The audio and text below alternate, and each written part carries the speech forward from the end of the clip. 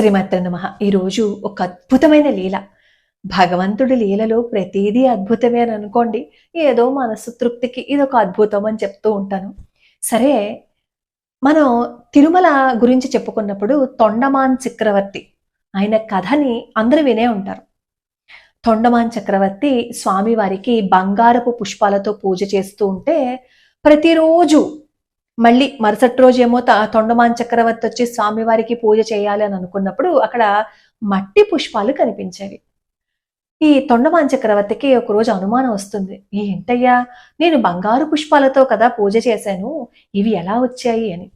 అప్పుడు వెంకటేశ్వర స్వామి వారు తొండమాన్ చక్రవర్తికి చెప్తారు, ఇది నా భక్తుడు వేరొక చోట నుంచి నాకు పూజ చేస్తున్నాడు, అతను చేసిన పుష్పాలే నా పాదాల దగ్గర ఉన్నాయని వెంకటేశ్వర స్వామి వారు చెప్తారు కదా.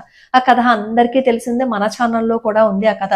నేను ఎన్నోసార్లు చెప్పాను. అంటే పరిపూర్ణమైన భక్తితో నువ్వు భగవంతుణ్ణి సేవిస్తే భగవంతుడు మన పూజని స్వీకరిస్తారు అనడానికి అదొక ఉదాహరణ.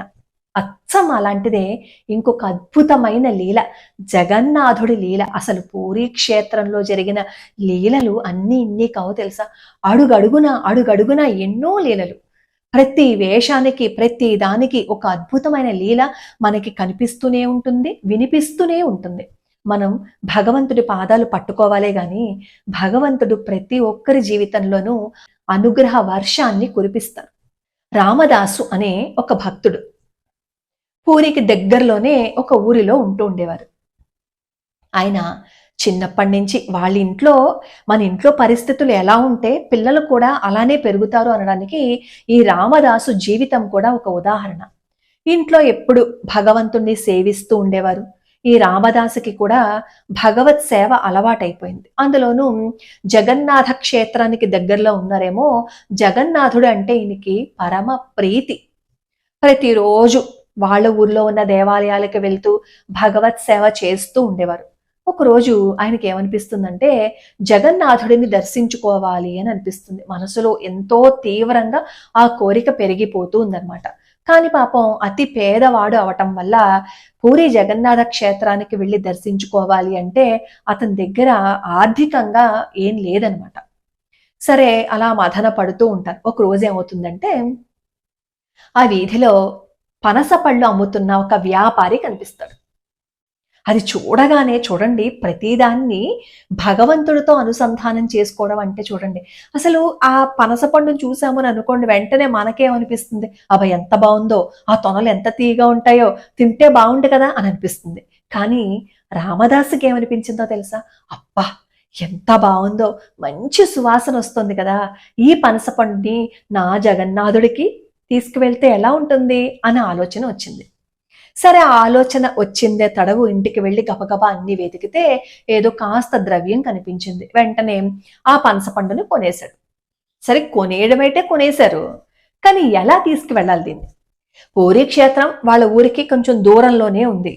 కానీ దాన్ని మోసుకుని తీసుకుని వెళ్ళాలి అన్నా, దాన్ని ఇంకెక్కడైనా ఏదైనా వాహనంలో తీసుకుని వెళ్ళాలి అన్నా కాస్త ఖర్చు అవుతుంది కదా. అంత పెద్ద పనసకైనా ఆయన మోయలేరు కదా. అప్పుడు అనుకుంటాడు, కొనేయడం అయితే కొనేశాను, కానీ నీకు నేను ఎలా సమర్పణ చేసుకోగలుగుతాను స్వామి, ఇది నా వల్ల కావటం లేదని చెప్పి ఆలోచించి అప్పుడు ఇంట్లోనే ఆయన పూజా మందిరం దగ్గరికి వస్తారు. వచ్చి, జగన్నాథ, నీ దగ్గరికి నేను రాలేకపోతున్నాను, అంత దూరం రావాలి అంటే నాకు కనీసం కొంచెం కూడా ఆర్థికంగా ఏం లేదు కదా, నేను రాలేనయ్యా. కాబట్టి నువ్వు సర్వాంతర్యామి అని చెప్తారు కదా, ప్రతిరోజు నిన్ను నా మనసులో నిలుపుకొని నిన్ను కొలుస్తున్నాను కదా, నువ్వు నన్ను చూస్తూనే ఉంటావు కదా, మరి నేను నీకు ఇస్తున్న ఈ పనస పండుని నువ్వు స్వీకరించయ్యా అని అత్యంత భక్తితో ఆయన ఇంట్లో ఉన్న పూజా మందిరంలోనే ఆ పనస పండుని నైవేద్యంగా సమర్పణ చేస్తారు. అదే సమయంలో పూరీ క్షేత్రంలో ఆ గర్భాలయంలో స్వామివారికి నివేదన చేసే సమయంలో ఆ నివేదన చేసే అన్ని నైవేద్యాలతో పాటుగా ఈ పనస పండు తొనలు కూడా కనిపిస్తాయి. అక్కడ నైవేద్యం పెట్టేటప్పుడు అక్కడ ఉన్న వాళ్ళందరూ ఆశ్చర్యపోతారు, అదేంటి పనస పండు ఎవరు తీసుకొచ్చారు, లోపలికి ఎవరూ రాలేదే, ఎవరూ తీసుకురాలేదే, మేమేం పెట్టలేదే, ఎలా వచ్చింది అని చెప్పి వాళ్ళు ఆశ్చర్యానికి లోనవుతారు. అప్పుడు జగన్నాథ స్వామి వారి యొక్క మాటలు వినిపిస్తాయి అన్నమాట ఆ విగ్రహాల్లో నుంచి. నా భక్తుడు రామదాసు ఇక్కడికి రాలేకపోతున్నాడు, అందుకే అతని ఇంట్లోనే నాకు సమర్పణ చేశాడు నేను తీసుకోవాలని చెప్పి, అందుకే అతని నైవేద్యాన్ని నేను స్వీకరించాను అని చెప్పి జగన్నాథుడు చెప్తారు. అక్కడున్న అర్చకులందరూ ఆశ్చర్యపోతారు. వాళ్ళందరి కళ్ళలో నుంచి నీళ్ళు వచ్చేస్తాయి. ఎందుకంటే వాళ్ళందరూ జగన్నాథుడికి సమీపంలోనే ఉన్నారు. కానీ ఈ రామదాసు ఎక్కడో ఉన్నా ఆయన మనస్సు మాత్రం జగన్నాథుడి పాద పద్మాల మీద లగ్నమై ఉంది. ఇది ఎప్పుడో ఎక్కడో జరిగిన సంఘటన కాదు, కొన్ని సంవత్సరాల క్రితం జరిగిన సంఘటన ఇది. పూరి జగన్నాథ క్షేత్రంలో అడుగడుగునా ఒక లీల మనకి కనిపిస్తూనే ఉంటుంది, మనకి వినిపిస్తూనే ఉంటుంది. ఎవరైనా బాధపడితే ఓర్చుకోలేరైనా. ఎక్కడో ఉన్న రాజుగారి భార్యకి కడుపు నొప్పి తగ్గించారాయన జగన్నాథుడు.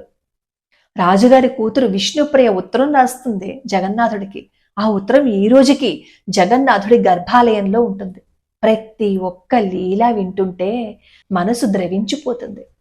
ఆయన్ని ప్రేమించకపోవటం మనది తప్పు, మన మనస్సు ఆయన పాదాల మీద పెట్టకపోవటం మనది తప్పు. నీవు ఎవరినైతే నీ మనసులో ప్రతిష్ఠించుకుంటావో వాళ్ళతో ఒక్కసారి మనసు పెట్టి అమ్మా అనో స్వామి అనో పిలిచి చూడు, నువ్వు ఏది సమర్పణ చేసినా ఆయన తీసుకుంటారు.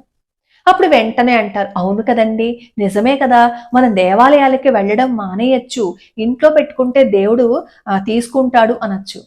మనకి రామదాసు లాంటి భక్తి ఉంటే ఖచ్చితంగా అదే చేయొచ్చు.